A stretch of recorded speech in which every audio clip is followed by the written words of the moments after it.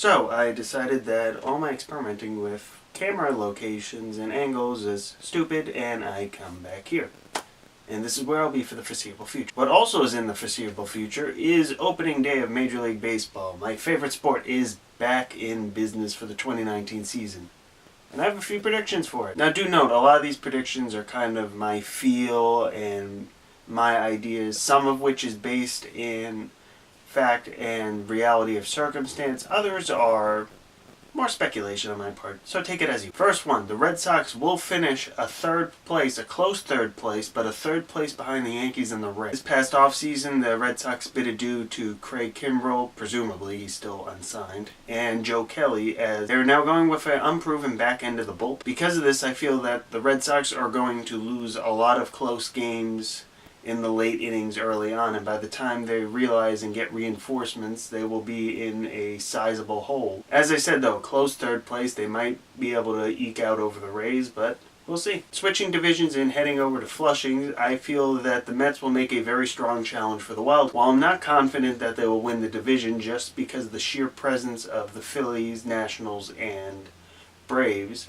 I could foreseeably see all four of those teams placing 1 to 4 over the Marlins, who are the only sure bet in that division to finish in one position, which is 5th. The Mets I see are the least likely to win the division, but they will make a strong case for a wild card considering their off-season moves.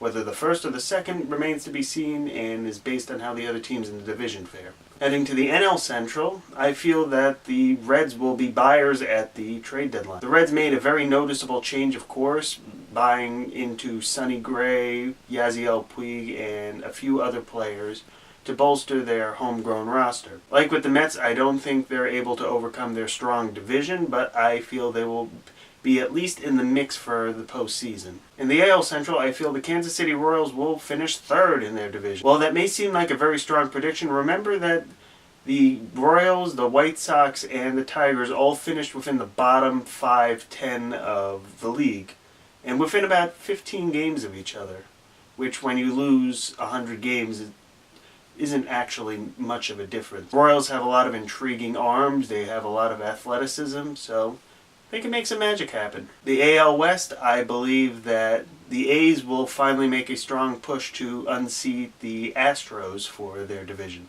The A's made a surprising wild card run at the end, usurping the Mariners for the second wild card spot. And with a young athletic roster as well as the ability to find pitching wherever they can find it, they can make a strong run for the Astros. Key note here, however, if that pitching can't hold up, they are not going to go that far. And finally, in the NL West, I believe that the Rockies, with the help of the Padres, will unseat the Dodgers for the top of the West. The Rockies have been kicking on the door the last 2 years. They've signed star third baseman Nolan Arenado to a massive extension. And they have enough strong position players as well as just enough pitching to win the division. However, with the ever-ominous presence of the Dodgers, it's going to take some help. And with Manny Machado heading to San Diego, I feel that they will beat up on the Dodgers just enough so that the Rockies can finally eke out their first division title. There are many more predictions I have. This is just what I have in this time.